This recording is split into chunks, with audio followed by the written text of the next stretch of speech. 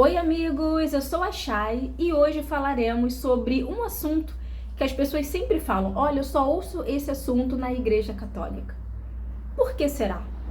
Mas antes, se vocês quiserem me acompanhar nas outras redes, no Insta, @umdiacatólico, no Tique, @um dia de cada vez, e no Substack, onde eu posto meus textos e reflexões sobre a vivência da fé, entre outras coisas, @um dia de cada vez. Eu vou amar encontrar vocês por lá. Bom, mas vamos falar sobre um assunto que o assunto é muito delicado, mas as pessoas me perguntam tanto sobre esse assunto ou comentam tanto, e eu resolvi falar sobre esse assunto. E eu queria falar sobre abuso com pessoas não adultas. Por que a gente só escuta sobre isso na Igreja Católica? Será que isso só acontece na Igreja Católica? Bom, a primeira coisa que eu preciso te dizer é que não. Isso não acontece só na Igreja Católica. Isso acontece em muitos outros lugares e em muitas outras igrejas. Mas por que a gente só escuta sobre isso na Igreja Católica? Bom, primeiro, por uma questão de estrutura. A estrutura da igreja. E por quê? Bom, a estrutura da igreja, ela facilita a resolução dos casos, a resolução dos problemas. Vamos por partes. Bom, a primeira coisa que eu preciso dizer é que nenhum padre é dono de igreja, é dono de paróquia. Ele não é dono, não pertence a ele. Então o padre, ele é um funcionário da igreja, ele é um servidor da igreja. Ele está ali para servir, mas a igreja não é dele. Então isso já faz toda a diferença. Faz toda a diferença porque é muito mais fácil uma pessoa denunciar um caso para a diocese do que você simplesmente fazer uma denúncia quando é com o dono do estabelecimento. Eu digo isso por quê? Porque em outras igrejas, muitas vezes, o líder da igreja, ele é o dono do CNPJ. Ele é o dono da igreja. Então fica muito complicado você fazer uma queixa, digamos assim, com alguém que é o dono, né? Como é que você faz uma queixa com alguém que é o dono? É muito mais complicado. E também muito mais complicado de averiguar, enfim, de tudo, né? Agora, quando você dá queixa de alguém que não é dono, as coisas são mais fáceis de serem averiguadas. Então, no caso, quem recebe, né, as queixas, geralmente é a diocese. Eu digo geralmente porque algumas vezes as pessoas tendem a falar com algumas pessoas da paróquia, mas quem dá a entrada, quem cuida disso, né, que a primeiro momento, pelo menos, é a diocese. Então, é muito mais fácil você receber uma queixa ou ouvir uma queixa de um sistema estrutural que possibilita essa queixa do que de outros lugares onde o sistema estrutural ele não possibilita ou dificulta essa queixa. Por isso, a gente já tem aí uma diferença. Além disso, quando ocorre uma queixa, a palavra da pessoa que sofreu já é suficiente para que se abra uma investigação. É suficiente para que se abra uma procura, um entendimento sobre os fatos ou sobre possíveis fatos. Já em outras igrejas, muitas vezes elas pedem testemunhas que comprovem que quem sofreu realmente sofreu o que sofreu. Então, por exemplo, tem algumas igrejas que, se uma pessoa for fazer uma queixa, essa pessoa tem que apresentar provas, tem que apresentar 3 testemunhas, e em algumas igrejas, uma das testemunhas precisa ser masculina. Então, se uma pessoa, por acaso não, mas se uma pessoa, se ela realmente sofreu alguma coisa, essa pessoa teria que apresentar 3 testemunhas, e pelo menos uma dessas testemunhas precisaria ser um homem. Na Igreja Católica, a palavra da pessoa que diz que sofreu alguma coisa já é válida para que se abra uma busca, um entendimento, uma investigação sobre possíveis fatos, tá?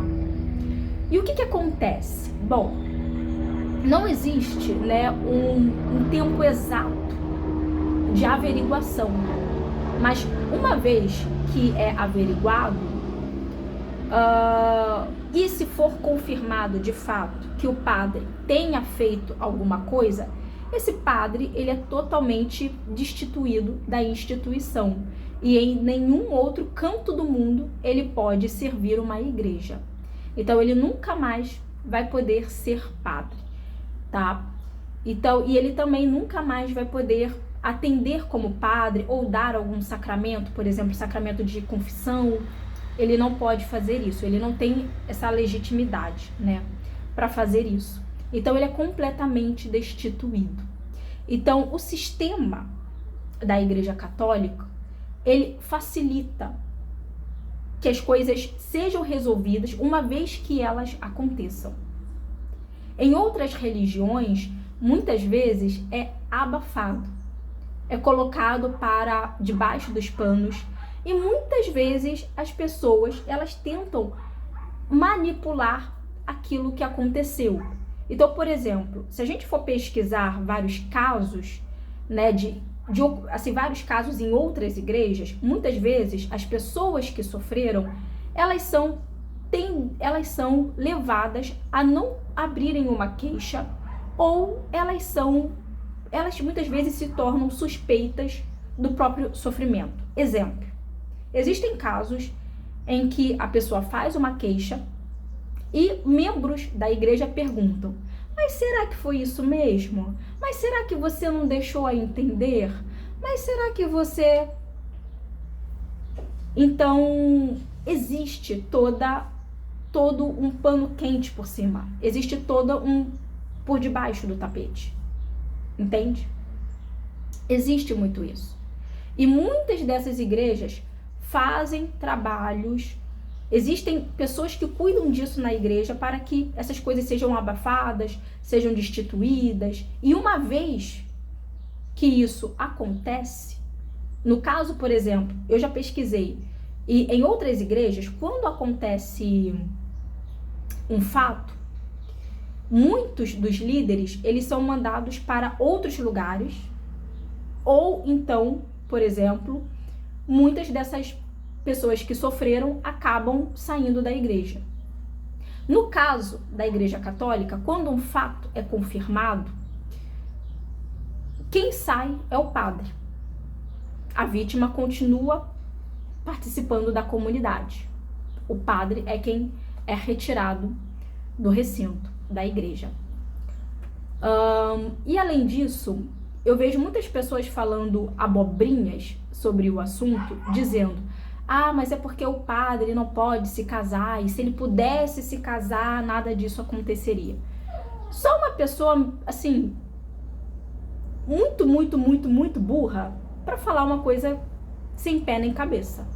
Porque se a castidade fosse um problema, as igrejas onde os líderes podem se casar, elas também não passariam por esses problemas. Então, elas também passam. Então, não tem a ver com castidade.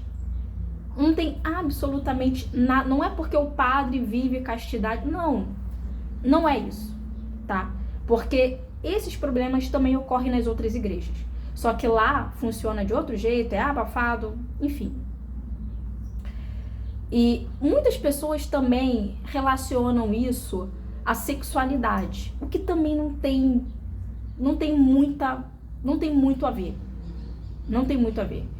E digo isso até do ponto de vista clínico, psicológico, não é esse o caminho. Aliás, não é.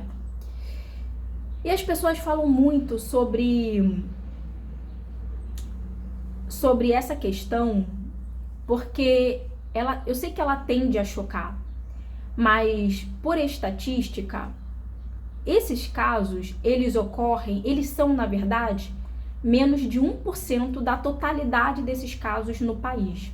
Então, quando esse caso, esse fato ocorre no país, menos de 1% ocorre na igreja.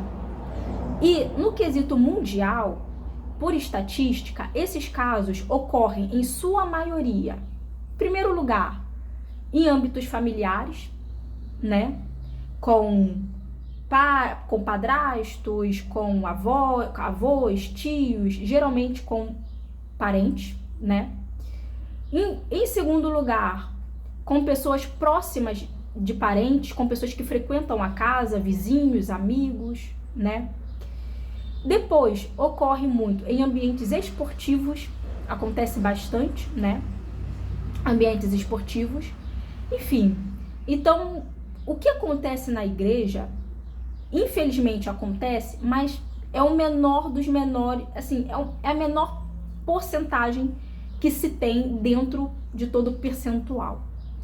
Então, dizer que um padre faz esse tipo de coisa é um absurdo. Porque seria o mesmo que dizer que todo padrasto, que todo pai, que todo tio. Não faz sentido algum.